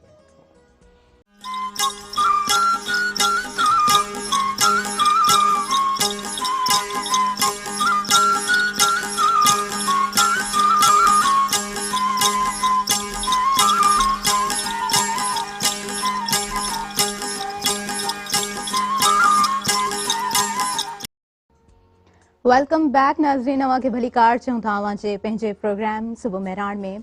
अॼु जा आयल महिमान ॾाढा सुठा महिमान आहिनि, हिन मुआशिरे जा सुठा इंसान आहिनि, सुठा फ़र्द आहिनि। पंहिंजो पंहिंजो जेको उन्हनि जो कमु आहे ॾाढो सुठो, ॾाढो ख़ूबसूरती सां करे रहिया आहिनि। सो नाज़रीन, हू कोशिशि कनि पिया त हू बि अव्हां खे पॉज़िटिव वे में कुझु सुठो ॾेई सघनि। सो आउं अगेन उन्हनि जो इंट्रोडक्शन कराईंदी हलंदसि, तारुफ़ कराईंदी हलंदसि। त असां वटि ब्रिगेडियर आमिर ज़ाहिद मौजूदु आहिनि, प्रोफेसर जुड़ल सांगी मौजूदु आहिनि, मेहरान यूनिवर्सिटी जा प्रोफेसर आहिनि ऐं मेहरान पब्लिक स्कूल में हू प्रिंसिपल जी हैसियत सां पंहिंजूं ख़िदमतूं बि सरअंजाम ॾियनि पिया। सो नाज़रीन, अॼु जो मौसम बि ॾाढो सुठो आहे, असांजो टॉपिक बि ॾाढो सुठो आहे। मौसम जे हवाले सां बि ॻाल्हायूं पिया, उन खां हटी करे असां तालीम ते त हमेशह ॻाल्हाईंदा आहियूं ऐं मेहरान टीवी जी हमेशह इहा ई कोशिशि हूंदी आहे त तालीम खे अॻु कयूं। पोइ ॿारनि जूं जेके मुख़्तलिफ़ बीमारियूं थींदियूं आहिनि, ॿारनि जा हक़, औरतुनि जा हक़, एंटरप्रेन्योरशिप, उन ते बि ॻाल्हाईंदा आहियूं ऐं हिन मुआशिरे जा नंढा वॾा जेके बि मसइला आहिनि हुननि खे बि ज़रूरु हाईलाइट कंदा आहियूं। ऐं हाईलाइट करण जो हिकिड़ो ई मक़सदु हूंदो आहे त असां कंहिं पॉज़िटिव हल जी तरफ़ वधूं ऐं पंहिंजे तरफ़ खां के सुठियूं पॉज़िटिव वाइब्स असां फैलाईंदा वञूं। त इहो असांजी जेका हिकिड़ो असांजो रोल आहे, असांजी जेका कोशिशि आहे या जारी सारी यही आहे। ऐं अव्हां जेकॾहिं ड्राइविंग करियो पिया त मौसम ॾाढी सुठी आहे, ड्राइविंग कोशिशि कयो त सुठे तरीक़े सां कयो। यानी असां हिन टाइम ते मॉर्निंग टाइम में कोशिशि कंदा आहियूं त जल्दी जल्दी सां रोड क्रॉस कयूं, उन चकर में पोइ नंढा वॾा एक्सीडेंट्स बि असां ॾिसंदा आहियूं। ऐं हिन टाइम ते वरी जेका मौसम आहे उन हवाले सां असां जेकॾहिं रोडनि रस्तनि तां गुज़रंदा आहियूं, घिटियुनि मां गुज़रंदा आहियूं त मुख़्तलिफ़ स्टॉल्स बि हूंदा आहिनि गुलनि जा, ऐं उहो ॾाढो सुठो लॻंदो आहे ऐं असांखे अहसासु बि थींदो आहे हिन मौसम जो। पर हा मौसम हर का मौसम सुठी हूंदी आहे ऐं कोशिशि कजे त जेको वक़्तु आहे प्रेज़ेंट जेका मोमेंट आहे उनखे इंजॉय कजे, यानी गुज़िरियल जेको वक़्तु हूंदो आहे या ईंदड़ वक़्त जो टेंशन, गुज़िरियल वक़्त जो रिग्रेट इंसान ते हूंदो आहे, त इहो न हुजणु खपे। इंसान मुतमईन हुजे ऐं इंसान जॾहिं मुतमईन हूंदो आहे उनखे को बि रिग्रेट न हूंदो त उहो शायदि ज़िंदगी में, शायदि न पर हक़ीक़त में 100% आऊं श्योर आहियां त उहो ज़िंदगी में सुठे तरीक़े सां पंहिंजा सभु कम करे सघे थो, पंहिंजो किरदारु ऐं पंहिंजा कम सुहिणे नमूने सां निभाए सघे थो। सो नाज़रीन, हाणे गुफ़्तगू जे सिलसिले खे अॻियां वधाईंदसि। जेके आयल महिमान आहिनि हुननि सां ॻाल्हाईंदसि। जुड़ियल साॻी असां वटि मौजूदु आहिनि, संदनि सां अॻियां ॻाल्हि ॿोल जो सिलसिलो ऐं वधाईंदसि। सर, अवां हिकिड़ो इदारो हलायो था ऐं यूनिवर्सिटी में बि इनरोल्ड आहियो, पोइ माना हिकिड़ो यूनिवर्सिटी वारो सॼो इदारो, स्कूल हिकिड़ो अलॻि इदारो थिए थो, माना 2 इदारा, ॿिनि में तव्हां इनरोल्ड आहियो, पोइ उन सभिनी खे कीअं टाइम ॾींदा आहियो, कीअं मैनेज कंदा आहियो? न, मां त पहिरीं अधी उते यूनिवर्सिटी में हुयुसि। हाणे मूंखे हेॾे सर्विसिस हेॾे माना मुंहिंजो वाइस चांसलर शिफ्ट कयूं आहिनि त मां सर्विसिस हिते ॾियां पियो। फ़िलहाल मां उते 28 इयर्स पढ़ायो, वरी हाणे I am with the school. So ही स्कूल जेको आहे न इहो तमामु जीअं टेंडर आहिनि न, नंढड़ा ॿार आहिनि। का बि औरत खे तव्हां चवंदो न अधी त कम सां अचु, चवंदी मुंहिंजो नंढड़ो ॿार आहे ऐं घर नथी छॾे सघां। असां बि कोन छॾे सघंदा आहियूं घर खे, ईअं त नंढड़ा ॿार पाण में विढ़ंदा आहिनि, किरी पवंदा आहिनि। उन्हनि खे इंतिहाई केयर जी ज़रूरत आहे, दे नीड केयर। वॾा ॿार त को इशू कोन्हे, को वॾा ॿार पंहिंजी दुनिया सां पाण उथनि था, वेहनि था, हिननि खे त फीडिंग करणी थी पए, त एजुकेशन जी फीडिंग। असांजे स्कूल में माना डे केयर खां वठी नंढड़ा ॿार हूंदा आहिनि 1.5 साल जा 2 साल जा, उहे माइट छॾे वेंदा आहिनि। इंटरमीडिएट ते असांजो कॉलेज आहे, इन करे मां उते होली सोली ऐं सिर्फ़ु कॉलेज खे डे केयर आहे, प्री नर्सरी आहे, नर्सरी वरी KG खां पोइ इंटरमीडिएट ताईं, हा, higher secondary, higher elementary, primary, secondary, higher secondary ताईं। हा, पोइ कीअं संभालींदा आहियो टिनि इदारनि खे? माना आहे त गॾु हिकिड़ो ई आहे, हिकिड़ो ई इदारो आहे, पर टीचर्स रखियल आहिनि त उहे पाण बि लुक आफ्टर कंदियूं आहिनि। असां बि उते ऐं हिकिड़े ई ग्राउंड में आहे, को परे परे न आहे, इन करे एॾो ॾुखियो कोन्हे। ज़बरदस्त ज़बरदस्त, ॾाढो सुठो, ॾाढो ख़ूबसूरत ऐं इंसान। अवां ॾाढी सुहिणी ॻाल्हि कई, मूंखे ॾाढी सुठी अवां जी मूंखे ॻाल्हि लॻी त पंहिंजो हिकिड़ो जेको रोल आहे उहो बसि इंसान सुठो कंदो अचे। सर, अवां खे कहिड़ा मौज़ू वणंदा आहिनि, कहिड़नि मौज़ूअनि ते तव्हां चाहींदा आहियो त समटाइम्स मूंखे ॻाल्हाइणु खपे? मौज़ू त हाणे असांजो वास्तो आहे एजुकेशन सां, ऐं मुंहिंजो प्यारु आहे लतीफ़ सां। सही, ॾाढो सुठो। मुस्लमान खां पोइ असीं लतीफ़ जा पोइ लॻा आहियूं। बिल्कुलु। ऐं जीअं तव्हां शुरू में शेयर पढ़ियो त मूंखे सुठो लॻो इलाही, इन करे असांजो लतीफ़ सां प्यारु आहे, ॿोली सां प्यारु आहे, धरती सां प्यारु आहे। हीअ असांजी धरती अॼु जी धरती कोन्हे, धरती त हूअं जेका भला असीं जहिड़े हिसाब सां ठाही, पर असांजी सिंध क़ब्ले मसीह खां 2000 साल पहिरीं आहे। 2000 इयर्स क़ब्ले मसीह में हिते सिंधु दरिया ते 1600 शहर हुया, 1600 सिटीज़। तव्हां अंदाज़ो कयो त उते छा दुनिया हूंदी, कीअं हूंदी, सॼी दुनिया सां जवान जवाब आहे। असां त ख़ुशनसीब आहियूं, असांजी ॿोली सुठी आहे, असांजी ॿोली एॾी स्ट्रॉन्ग आहे। मुंहिंजो सवाल करण जो मक़सदु इहो हुयो, तव्हां मुख़्तलिफ़ मौज़ूअनि ते सुठे तरीक़े सां ॻाल्हाए सघो था, मुख़्तलिफ़ फील्ड्स ते तव्हांजी नज़र हूंदी आहे, त मुंहिंजे सवाल करण जो इहो मक़सदु हुयो। ऐं असांजे मुआशरे जा कहिड़ा मौज़ू हुजणु खपनि, कहिड़ा डिस्कस करणु खपनि, अव्हां जी नज़र में छा आहे, त उहो ज़रूरु अव्हां खां पुछंदसि। पर हींअर असां वटि लाइव कॉलर आहिनि, सिंधनि सां पहिरीं ॻाल्हाईंदासीं। हेलो, अस्सलाम वालेकुम। वालेकुम सलाम। जी अदा, मांखे वेलकम चऊं था। मुझे पंहिंजे प्रोग्राम में पंहिंजो इंट्रोडक्शन कराईंदा? अजहर इकबाल मेरा नाम है और मैं लतीफाबाद से बात कर रहा हूँ। जी, जबरदस्त। और आपका मॉर्निंग शो देख रहा हूँ और ब्रिगेडी साहब शायद आएंगे मेरा ख्याल है। जी हाँ, बिल्कुल। ना बल्कि इनसे जरा से मैं बात करना चाहूँ। जी हाँ, आपकी आवाज़ सुन रहे हैं, आप बात करें। अस्सलाम वालेकुम ब्रिगेडी साहब। वालेकुम सलाम। मेरा सवाल ये है कि ये जिस तरह से मैं हैदराबाद में रहता हूँ, पूर्व जवार में जो लोग रहते हैं, तो मीडिया साइंसेस जो है, PS जो है, वो करने के लिए हमें कराची हमारे बच्चों को इकरा में या दूसरी यूनिवर्सिटी जो उधर जाना पड़ता है जी। हैदराबाद में जो पूर्व जवार में जो लोग टंडो आदम टंडोलियारे और दूसरे जो मजाक हैं, और हैदराबाद के खुद के लोग जो हैं, तो BS अगर आप यहाँ करवाएं मीडिया साइंसेज में तो हमें कुछ आसानी हो जाएगी। इस बारे में अगर थोड़ा आप गाइडलाइन दे तो बड़ी बात। जी हाँ, आपका सवाल इन्होंने सुना है और बिल्कुल आपको आंसर करेंगे। थैंक यू सो मच, आप शामिल हुए टॉपिक के हिसाब से, आपने क्वेश्चन किया, बहुत अच्छा लगा। हिनन जो सवाल ये हुयो, नालो जो छा भा जो नालो, जी हाँ, भा जो नालो जेकोब हुयो, वो प्रोग्राम में शामिल थे और सवाल ॾाढो सुठो कयो। सवाल मुझे समझ में आ गया है। देखिए, मैंने शायद आप सुन नहीं सके उस वक्त प्रोग्राम में, हमने मीडिया के हवाले से BS प्रोग्राम शुरू कर दिया है और ये गुज़िश्ता सेमेस्टर से शुरू किया और अब उससे अगला सेमेस्टर भी शुरू हो चुका है। पहले इसका नाम BS मैस कम्युनिकेशन था, लेकिन अब हमने इसको असर नौ मरतब किया है और इसमें कुछ कोर्सेज का इजाफा और उनको तरतीब देकर हमने इसको मीडिया एंड कम्युनिकेशन स्टडीज का नाम दिया है, जो कि दरअसल इस वक्त की ज़रूरत है। इसके अलावा हमने कंप्यूटर साइंसेस का भी प्रोग्राम शुरू किया है जो इसी सेमेस्टर से शुरू हुआ है। तो अगर आप ख्वाहिशमंद हैं या आपके कोई समझ लीजिए कि इर्द गिर्द कोई लवाहिकीन वगैरह जो आपके साथ अहबाब में कोई ख्वाहिशमंद हैं, तो ज़रूर तशरीफ़ लाइए। लतीफ़ाबाद यूनिट नंबर 9 में आपने देखा होगा स्काउट ग्राउंड के सामने हमारा कैंपस है और हमारा बड़ा कैंपस इंशाअल्लाह ताला कोसार और कासिम चौक पर उसकी तामीर शुरू हो रही है। तो मीडिया के हवाले से जो आपका सवाल है, मुतमईन रहिए, इंशाअल्लाह हमने उसको और बिलखुसूस उसकी अहमियत को समझते हुए हमने न सिर्फ ये कि वो शुरू किया है, बल्कि हम मीडिया के हवाले से अमली तरबियत अपने तुलबा को दे रहे हैं और अनकरीब आप देखेंगे। और मैं इस प्रोग्राम की विसातत से न सिर्फ आपको बल्कि तमाम सुनने वालों को मदऊ करूंगा कि हम एक मीडिया वर्कशॉप या मीडिया कॉन्फ्रेंस भी इसी महीने, जो मार्च का महीना अब शुरू हो रहा है, इसमें मुनक्किद करेंगे। आप ज़रूर तशरीफ़ लाइए और देखिए कि किस तरह हम काम कर रहे हैं और हमें मशवरा दीजिए ताकि हमारी भी बेहतरी हो। आपके सवाल करने का शुक्रिया। ज़बरदस्त ज़बरदस्त। सर, मूं अवां खां पुछियो त ॾिसो जेको असांजो अॼुकल्ह जो माहौल आहे उन हिसाब सां अवां छा था सम्झो कहिड़ा मौज़ू हुजणु खपनि, कहिड़ा हाईलाइट थियणु खपनि? अदी असल में ॻाल्हि इहा ई आहे त हिकिड़ो त एजुकेशन खे स्ट्रॉन्ग करणु घुरिजे, पर असांजी जेका कल्चर आहे न उहो माण्हू पंहिंजी मज़बूत रखे। कल्चर सां माण्हू सुञातो वेंदो आहे, उनजो उथणु, उनजो वेहणु। अॻे कंहिं ज़माने में माण्हू पटका ॿधंदा, हाणे उहे ख़तमु थी विया। वरी टोपियूं पाईंदा हुआ, उहे ख़तमु थी वियूं। हाणे हिकिड़ो ॾियारो मल्हायो थो वञे, कल्चर डे जे हवाले सां टोपी मल्हाइनि था। उनजी अहमियत अफ़ादियत जेका आहे उहा ख़तमु थी वई।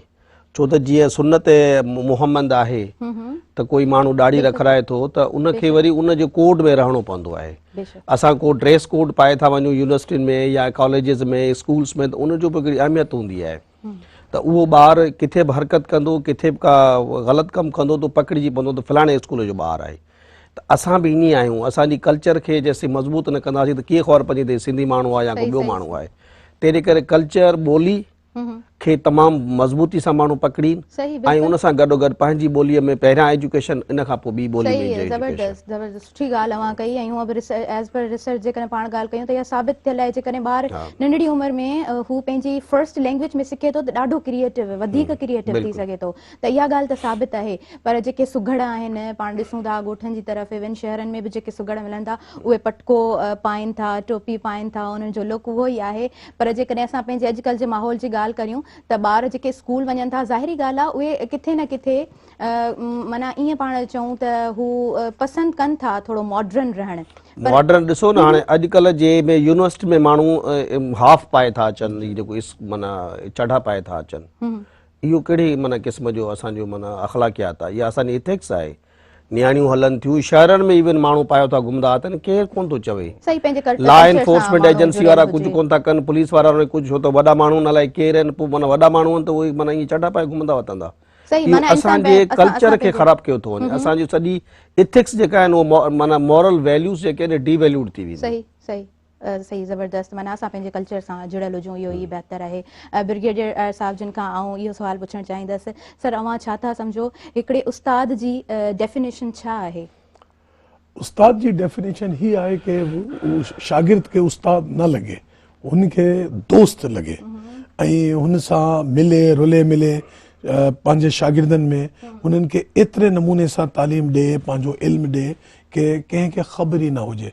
ऐं हिन जे लाइ तमामु ज़रूरी आहे कि सख़्ती खां सिवा हू हुन जे बजाय हू शफ़क़त सां कम वठे। और मैं समझता हूँ, मैं एक छोटी सी मिसाल आपको दूंगा। मैं एक हार्ड कोर प्रोफेशनल फौजी हूँ। कल का वाक़या है और आपने एक सवाल पूछा तो उसकी डेफिनेशन जुड़ैल साहब भी यहाँ मौजूद हैं और मैंने जुड़ैल साहब को इनके कॉलेज में जाकर देखा है कि मुझे ये एक प्रिंसिपल से ज़्यादा एक दोस्त और एक यूं समझ लीजिए एक उनके साथ साथी लगे मुझे कि वो जो जिस तरह अपने जो बाकी कुलीग्स थे उनके साथ ही बॉस नहीं थे, तो ट्रू डेफिनेशन ऑफ लीडर पे ये पूरे उतरे। कल मेरा किसी जगह जाने का इत्तेफाक हुआ, वो एक वाड़े की दुकान थी, तो वहाँ एक साहब तशरीफ रखते थे।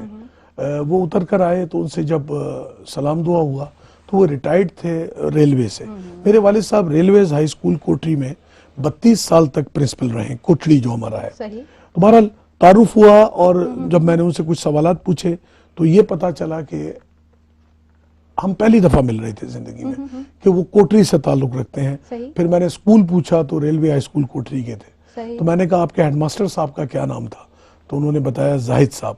फिर वो चौंके, वो रिटायर्ड हो चुके हैं वो साहब भी अब।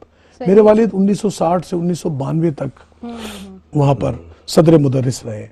आप यकीन कीजिए उन्होंने एक लम्हे के लिए चौंके और फिर उसके बाद उन्होंने कहा आप उनके साहिबजादे तो नहीं है। जब मैंने बताया तो उन्होंने उनका पूछा। 2018 में मेरे वालिद साहब का इंतकाल हुआ तो उन्होंने वर्चुअली मेरे लिटरली मेरे हाथ जो है वो चूमे। मेरे साथ मेरी बेगम साहिबा तशरीफ रखती थी, मेरी बेटी लियाकत मेडिकल कॉलेज में है, वो बैठी हुई थी और उनकी आंखों में आंसू थे। और उन्होंने फिर वालिद के बारे में एक दो ऐसे जुमले कहे कि उन्होंने हमें इज्जत दी, हम उनकी इज्जत करते हैं। तो आज मैंने उन्हें दोबारा अपने ऑफिस में तफसीली उसके लिए भी बुलाया है।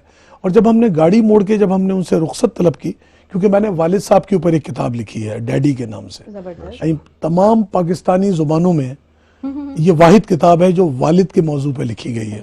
ये मेरे लिए भी एक हैरत की बात थी, क्योंकि मेरे वालिद एक उस्ताद थे, लेकिन आप देखिए कि ये 1972 में मैट्रिक किया था इन साहब ने और वो खुद भी अब रिटायर्ड हो गए हैं। लेकिन उन्हें वालिद साहब की 50 मोटरसाइकिल याद थी। उन्हें हमारा बचपन का मोटरसाइकिल पे बैठ के जिस तरह वालिद साहब हमें लेकर चलते थे वो याद था। और जब मैंने गाड़ी टर्न की तो वो इस तरह आंसुओं से रो रहे थे, वापस शॉप में जाके और साफ कर रहे थे। पहले मैंने चाहा कि मैं उतर के उनको दिलासा दूं, लेकिन क्योंकि आज मैंने उनको दावत दी है फिर मैंने उनको वहीं से हाथ हिलाया। तो असल में उस्ताद की तारीफ ये है कि 50 साल बाद भी अगर किसी शागिर्द को याद आ जाए तो खुशगवार याद हो और शिद्दत से याद आए। तो उसका हमने जो उस किताब में भी मैंने यही जिक्र किया है।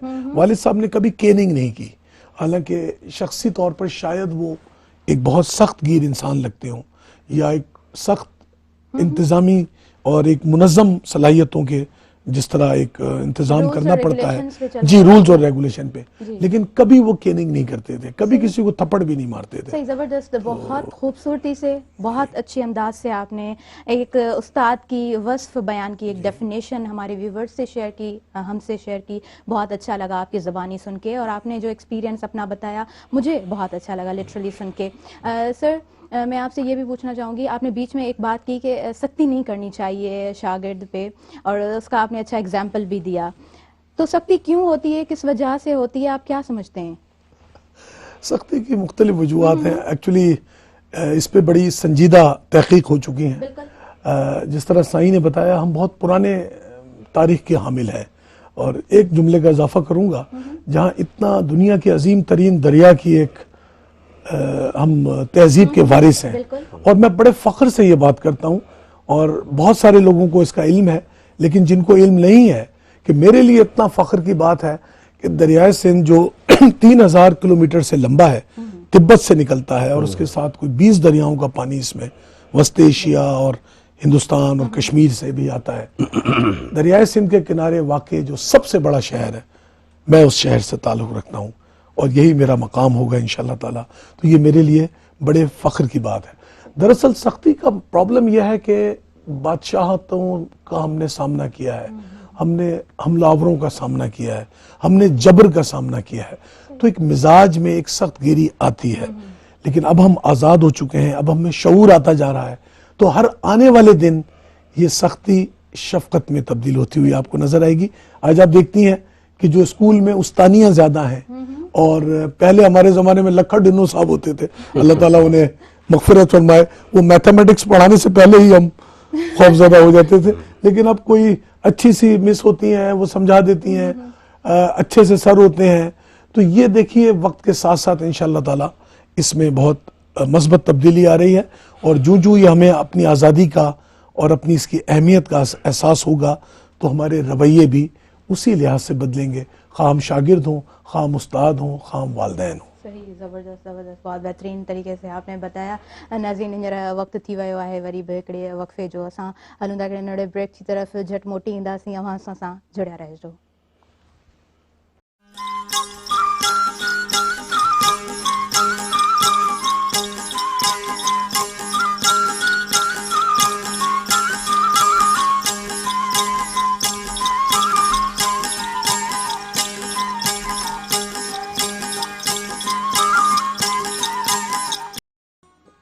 वेलकम बैक नाज़रीन, अवां खे भली कार चऊं था अवां जे पंहिंजे प्रोग्राम सुबह मेहरान में। अॼु जो टॉपिक ॾाढो सुठो आहे, ॾाढो ख़ूबसूरती सां जेको बि सवाल करियां पई ख़ूबसूरती सां असांजे जेके आयल महिमान आहिनि उहे आंसर कनि पिया सुहिणे नमूने सां, हर पहलू ते वञनि था, हर एस्पेक्ट ते वञनि था ऐं अवां सां सुठियूं ॻाल्हियूं शेयर कनि पिया। त ज़रूरु हीउ प्रोग्राम लाभाइतो ई आहे ऐं अवां बि हिन प्रोग्राम में लाभ हासिलु कयो, असांजो त इहो ई मक़सदु आहे। ऐं आयल महिमाननि जी तरफ़ वधंदसि। जुड़ियल साङ्गी प्रोफेसर आहिनि मेहरान यूनिवर्सिटी जा ऐं मेहरान पब्लिक स्कूल में एज़ अ प्रिंसिपल बि पंहिंजूं ख़िदमतूं सर अंजाम ॾियनि था। नाज़रीन, मूं अव्हांखे ॿुधायो बि त हाणे आउं उन्हनि जी तरफ़ वधंदसि। सर, अव्हां पाण हिकिड़ो इदारो हलायो पिया, त इहो सवाल त मूंखे अव्हां खां बि करणु खपे त उस्ताद जी वस्फ़ अव्हां जी ज़ुबानी छा आहे असांजे व्यूवर्स सां? तव्हांजा ॾिसंदड़ बि ज़रूरु, तव्हांजा शागिर्द, अव्हांजो सर्किल, अव्हांजो स्टाफ, ज़रूरु उन्हनि जी नज़र बि पवंदी। पर गॾोगॾु हिकिड़ी पॉइंट ऐड कंदी हलंदसि त सख़्ती जे हवाले सां बि ज़रूरु अव्हां ॿुधाइजो त सख़्ती छो हुजणु खपे या छो हूंदी आहे? शुरू खां वठी उस्ताद त नबियुनि जो उस्ताद अलाह ऐं उन खां पोइ हिते असांजा उस्ताद उहे रहिया आहिनि। असांखे बि कंहिं पढ़ायो, असां बि कंहिंखे पढ़ायूं था। मुंहिंजो हिकिड़ो उसूल हूंदो आहे, चवंदा आहिनि जीअं H2O वाटर आहे, उनखे लिखंदा आहियूं H2O, वरी तव्हां उनखे डिकम्पोज़ कंदा त वाटर ऑक्सीजन अलॻि थींदी, हाइड्रोजन अलॻि थींदी, वरी कंबाइन कयो त वरी वाटर ठही थो वञे। हूअं ऑक्सीजन आहिनि 60 ॿिन्ही गैसिस जा, त स्टूडेंट बि इन आहे। Student of today is a teacher of tomorrow. उहो ई ॿारु जेको अॼु शागिर्द आहे सुभाणे टीचर थो थिए, वरी सुभाणे वारो टीचर वरी वापसि कंहिं ॿिए खां लर्न थो करे त उहो वरी ख़ुदि टीचर स्टूडेंट थी थो वञे। सो स्टेज लर्निंग जी आहे। पोइ कॾहिं कॾहिं ईअं थींदो आहे त माना ॿार खे दड़के सां बि पढ़ायो वेंदो आहे। असांजा ख़ुदि पंहिंजा बचा बि आहिनि, उहे बि पढ़ंदा आहिनि। पोइ कॾहिं गोड़ कंदा आहिनि, हलिया वेंदा आहिनि, न पढ़ंदा आहिनि, दड़को ॾियणो पवंदो आहे। उहो दड़के जी वरी हिकिड़ी पंहिंजी नोयत हूंदी आहे। त उहो आहे न, कॾहिं कोसा न थिया ॾोरा पा ॾे, इहे पंहिंजे पाण में माण्हू जेको आहे उहो सेई वेज वढे जन विधियास सेई वेज थिया। लतीफ़ साईं चयो आहे, वढे जन विधियास सेई वेज थिया। हाणे जिन कटियो हो, ऑपरेशन कबी आहे न कंहिं माण्हू जी, तव्हां चओ छो था पेट कटियोसि, भई स्टोन में पथरी आहे किडनी में, त उनखे कढणो ई पवंदो।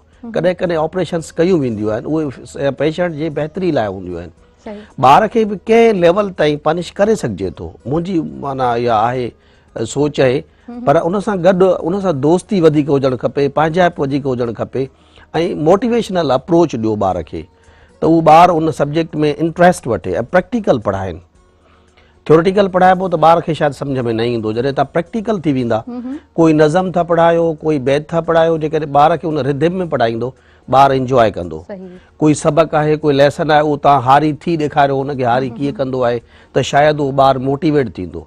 बाक़ी जेकॾहिं तव्हां ख़ुश्क मौज़ू पढ़ाईंदा त शायदि ॿार पोइ फॉलो न कंदा ऐं पोइ उन्हनि खे उहो मौज़ू ॾाढो माना सुठो न लॻंदो। ॾाढो सुठे तरीक़े सां ॿुधायो। पर अव्हां पंहिंजी ज़ुबानी ॿुधायो त हिकिड़े उस्ताद जी वस्फ़ छा हूंदी आहे? उस्ताद कीअं हुजणु खपे? उस्ताद नो डाउट शफ़ीक हुजणु खपे। उस्ताद को डिक्टेटर न हुजणु खपे, SHO न हुजणु खपे। माना वालदेन वांगुरु, जीअं वालदेन प्यार कंदा आहिनि ॿारनि सां, ईअं ई हुजणु खपे। उस्ताद हुजे, वॾो उस्ताद न हुजे। हा, वॾो उस्ताद न थी वञे, पंहिंजो पाण खे अक़िले कुल न सम्झे, छो त असीं अक़िले कुल न आहियूं। हमेशह लर्निंग जी स्टेज हर कंहिंजे लाइ अवेलेबल आहे। सही, ज़बरदस्त, ॾाढी सुठी ॻाल्हि। सर, अव्हां छा था सम्झो त कंटिन्यूअस लर्निंग लाइफ में केतिरी ज़रूरी आहे? उहो त उतलबुल इल्म मिनल महद इलल लहद, ज़िंदगी जी का एंड ई कोन्हे का। जिथे तव्हां बीहंदा, मूंखां कोई सवाल कंदो अलाह छा आहे, मुंहिंजो जेका शइ तव्हांखे सम्झ में नथी अचे त अलाह आहे न। छो त अलाह जो इल्मु जेकॾहिं तव्हांखे सम्झ में अची वञे पोइ त तव्हां ख़ुदि अलाह सॾाइणु शुरू कंदा, नौज़ बिल्लाह।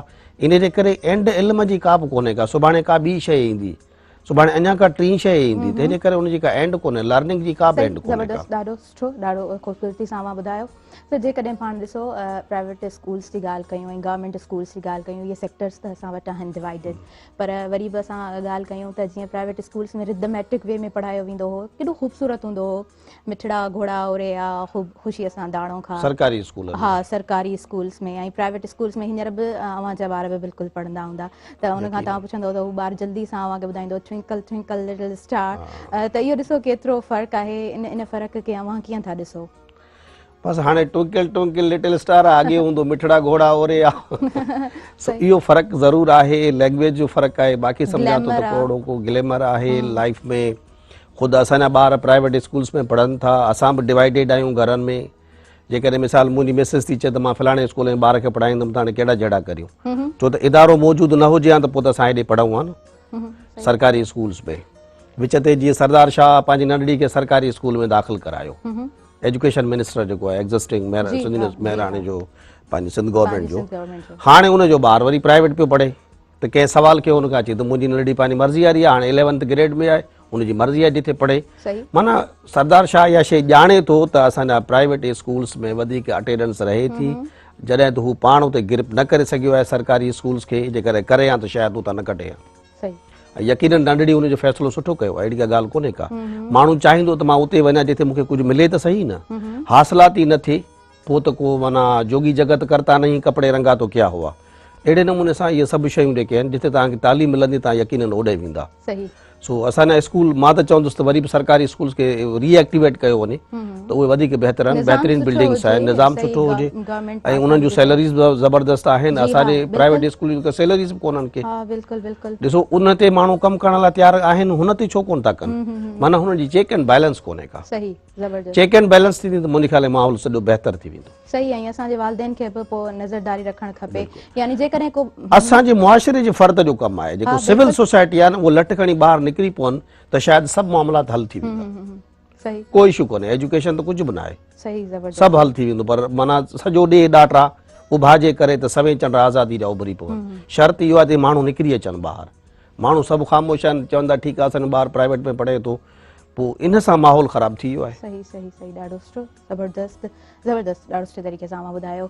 आमिर ज़ाहिद, अव्हां छा था सम्झो त असांजे मुआशिरे में एम्पावरमेंट कीअं अची सघे थी, यानी जेकॾहिं के औरतूं ॾिसंदड़ आहिनि, असांजूं भेनरूं घरनि में वेठल आहिनि, जेकॾहिं हू ॿाहिरि नथियूं निकिरी सघनि त हू घर में वेही करे कहिड़ो तरीक़ोकार इस्तेमालु करे सघनि थियूं, कहिड़े तरीक़े सां पढ़ी सघनि थियूं, तालीम हासिल करे सघनि थियूं, पंहिंजो पाण खे संवारे सघनि थियूं?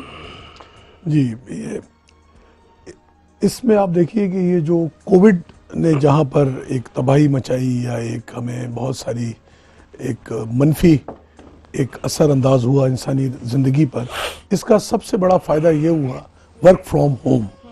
अब औरतें क्या, आप देखिए कि बड़े बड़े बिजनेस एग्जेक्टिव्स भी अब घरों से काम कर रहे हैं, तो दरअसल ये वो मकाम है या ये वो पॉइंट है जहाँ से हमारी ख़वातीन हिम्मत हासिल कर सकती हैं। वर्क फ्रॉम होम का मतलब है कि अब आपको बहुत बड़ा बुटीक खोलने की ज़रूरत नहीं है, अब आपको बहुत बड़ा बाहर किचन का आउटलेट या रेस्टोरेंट खोलने की ज़रूरत नहीं है। आप ऑनलाइन ऑर्डर लीजिए, ऑनलाइन डिलीवरी करवा लीजिए, हर चीज़ के लिए मौजूद है। और अगर आप अपनी तालीमी काबिलियत बढ़ाना चाहती हैं तो भी बेशुमार कोर्सेज़ ऐसे हैं जो ऑनलाइन दस्तयाब हैं। और अगर आपको फ़ीस की अदायगी में दिक्कत है तो YouTube पे बेशुमार ऐसी सहूलियात मौजूद हैं और फ्री कोर्सेज मौजूद हैं। हाँ, कोर्सेरा की अगर हम बात करें तो 10,000 से भी ज़्यादा तकरीबन वहाँ पे कोर्सेज हैं, डिफरेंट कोर्सेज उतने मौजूद हैं।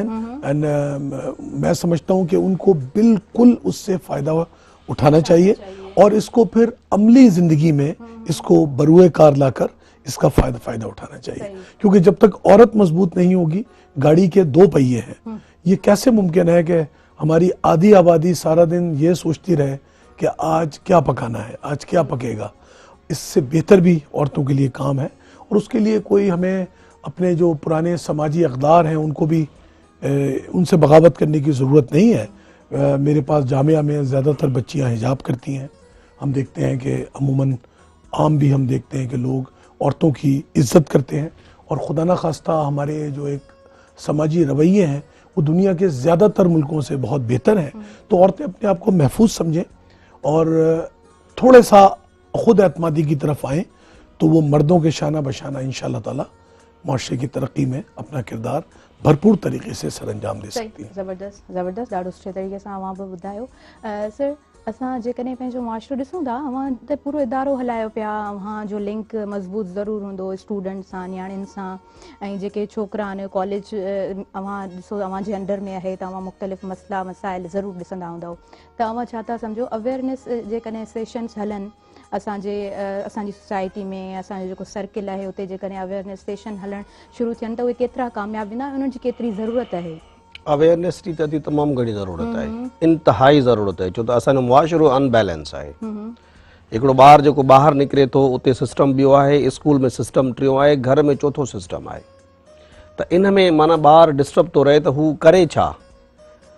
हिकिड़ो असांजे मुआशिरे में त हाणे मज़हब बि घणा थी विया आहिनि, माउ जो मज़हब हिकिड़ो, पीउ जो ॿियो, पुट जो टियों, त अहिड़े नमूने सां असांजे मुआशिरे जो जेको कल्चरल अनबैलेंस आहे उहो बि ख़राबु थी वियो आहे।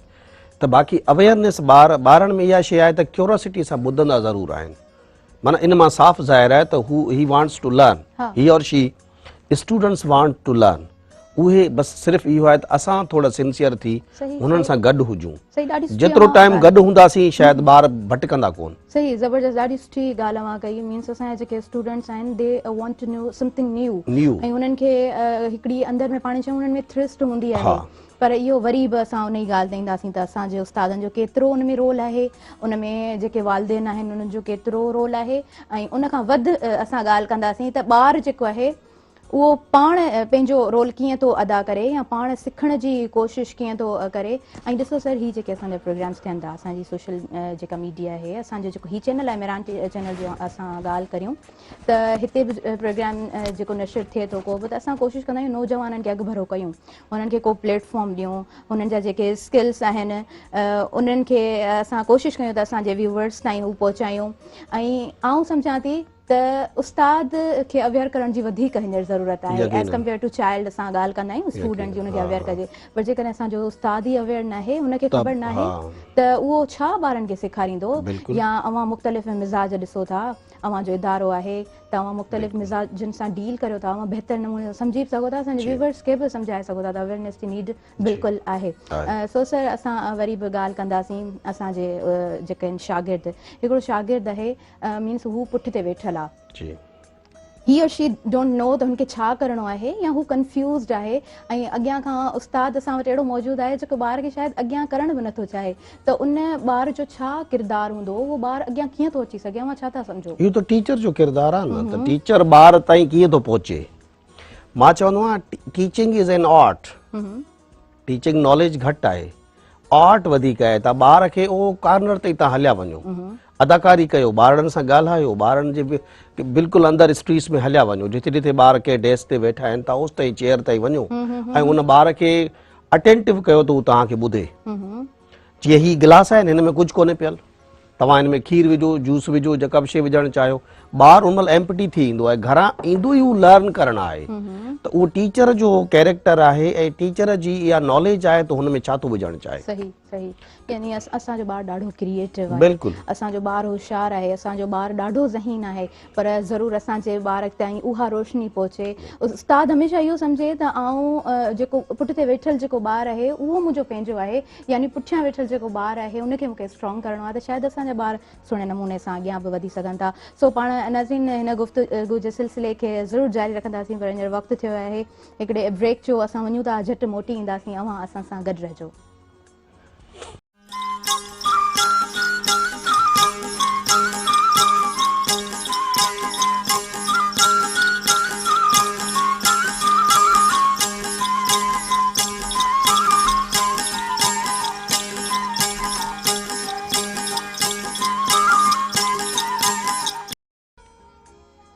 वेलकम बैक नाज़रीन, अवांखे भली कार चऊं था अवां जे पंहिंजे प्रोग्राम सुबह मेरान में। अॼु जा टॉपिक्स ॾाढा सुठा आहिनि, ॾाढो ख़ूबसूरती सां ही प्रोग्राम हले पियो, हुनजो तसलसल सुठे तरीक़े सां बरक़रार आहे। ऐं अवां बि पिणु हिन प्रोग्राम में हिसो वठी सघो था, अवां कॉल करे सघो था, हिन प्रोग्राम में का पंहिंजी सलाह ॾेई सघो था, का ॻाल्हि जोड़े सघो था, त हीउ प्रोग्राम अञा बि वधीक सुठो थी वेंदो। हीउ प्रोग्राम अवां जे लाइ नशर कयो वेंदो आहे ऐं हिन प्लेटफॉर्म तां जेके बि प्रोग्राम नशर थियनि था अवां जे लाइ ई आहिनि, पर आउं चवंदी आहियां जेके बि असांजा बाशऊर ॾिसंदड़ आहिनि उन्हनि जो बि इहो फ़र्ज़ु थिए थो त हू ज़रूरु पंहिंजो रोल प्ले कनि। यानी असांजी मीडिया तां जेके बि सुठा लाभाइता प्रोग्राम नशर थियनि था त उन में अवां जो बि रोल आहे, त ज़रूरु अवां पंहिंजो रोल अदा कंदा कयो, कोशिशि कंदा कयो त पंहिंजो पाण खे ज़रूरु जोड़ींदा हलंदा कयो।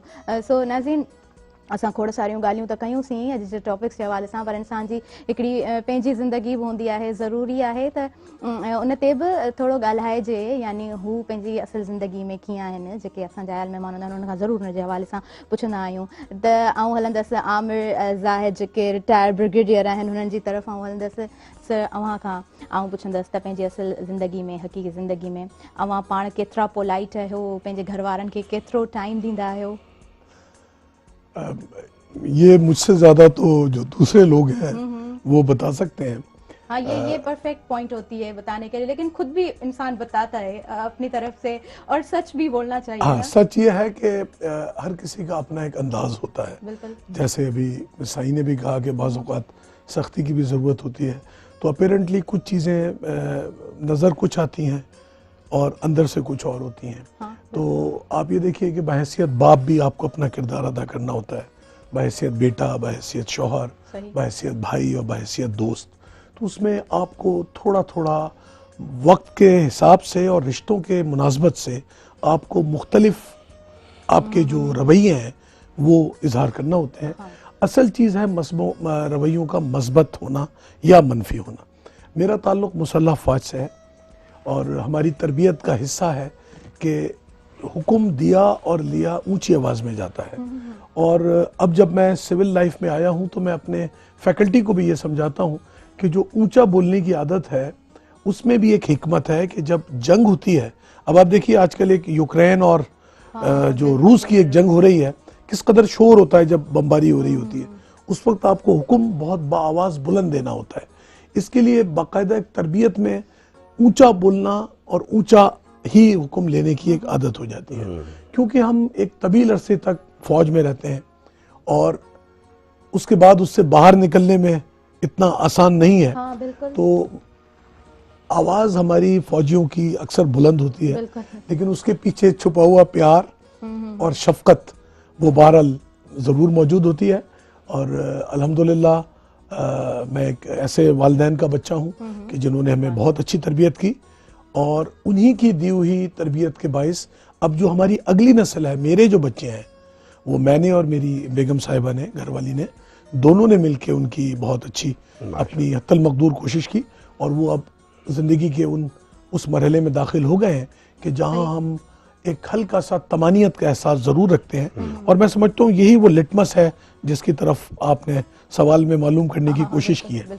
न सिर्फ ये, अगर मेरी तबीयत में ये चीज़ मौजूद ना होती तो फिर मैं तालीम और तरबियत को अपना पेशा नहीं बनाता, क्योंकि मेरे पास और भी मौके थे दीगर शहर में भी। जाहिर है मैं उस अल्लाह ताला ने वो ओहदा दिया कि मैं इस्लामाबाद या कराची या लाहौर या किसी और बड़े शहर या बैरून मुल्क भी कहीं ना कहीं नौकरी या मुकीम हो सकता था, लेकिन दरअसल अपने जन्मभूमि और अपने जो पैदाइशी मकाम है उस पे वापस आना, मेरा ख्याल है कि इसमें आपके सवाल का जवाब पिना है। और उधर आके शागिर्दों से रिश्ता उस्तवार करना कि मैं क्या करना चाहता हूँ या क्या मेरा रवैया है। माना जितना का असां पैदा थिया आहियूं उते असां वञी करे हुननि खे छा मोटी ॾेई सघूं था, त ॾाढी सुठी ॻाल्हि, ॾाढी ख़ूबसूरत ॻाल्हि। ऐं असुल ज़िंदगी ज़ाहिर करण जी बि ज़रूरत हूंदी आहे। सर, मौसीक़ी सां केतिरो चाह आहे? मौसीक़ी केतिरी? तमामु घणो आहे। ऐं मूंखे कोशिश कयां थो कि सुर जी भी समझ पैदा थी। गो के मेरा गला अल्लाह ताला ने नुसरत फतेह अली खान जैसी बोलने में तो आवाज़ दी है, लेकिन गाने की कभी कोशिश नहीं की। गला थोड़ा सा बैठा हुआ है, लेकिन मैं कोशिश करता हूँ कि सुर को समझूं। और बाज़ औक़ात जो हमारे जिन गुलकारों से रब्ता होता है उनके साथ जब बातचीत होती है तो इस किस्म की मालूमात भी हम लेने की कोशिश करते हैं। मौसीकी से मुझे बहुत दिलचस्पी है सही और मैं बहुत शौक़ से सुनता हूँ। ज़बरदस्त, ॾाढो सुठो। अवां लिखो बि था त ज़रूरु अवां ज़ाहिरी ॻाल्हि आहे हिकिड़ो लिखंदड़ पहिरीं पढ़ंदो आहे त अवां कहिड़ा किताब पढ़णु पसंदि कंदा आहियो? तमाम क़िस्म की और जेकी भी किताबनि आहिनि, जेकी भी मिले थो ऐं जेका भी अख़बार मिले थो, जेको पन्नो मिले थो, ऐं बचपन सां जेकी आदत आहे कि पकोड़ा वठिया, पकोड़ा ख़रीद कया, हुन जा हेठि बि जेका अख़बार हुआ भले तेल में सना हुया पर हुनका खाइण खां पोइ या खाइण सां गॾोगॾु हुनखे पढ़ूं ज़रूर था। और सिर्फ उर्दू ही नहीं, दरअसल मुझे सिंधी बोलने का मौका नहीं मिला क्योंकि मैं बहुत जल्द फौज में चला गया था, लेकिन पढ़ पढ़ के और सिंधी अखबार पढ़ पढ़ के अगर आप मुझे सिंधी का कोई भी वर्क देंगी तो मैं उसे डायरेक्ट उर्दू में या डायरेक्ट अंग्रेजी में पढ़ सकता हूँ। और मैं समझता हूँ कि बहुत कम जो सिंधी वाले ज़ुबान है शायद वो भी ये काम कर सके।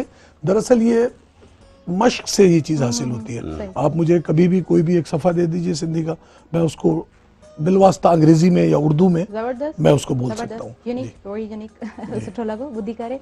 सर अवां ॿुधायो जुड़े सागे साहब, अवां मौसीकी सां केतिरो चाह रखो था? मौसीकी प्यार नहीं है सुर से जिसको वो मोरख इंसान नहीं। सही इहो त हिकिड़ो पुराणो कलाम आहे, सैगल गायो अलाए कंहिं गायो त मौसीकी त रूह जी ग़िज़ा आहे। माण्हू ईअं ई वेठो हूंदो आहे त गुनगुनाईंदो आहे ऐं हर माण्हू चवंदा आहिनि बाथरूम सिंगर त हूंदो ई हूंदो आहे।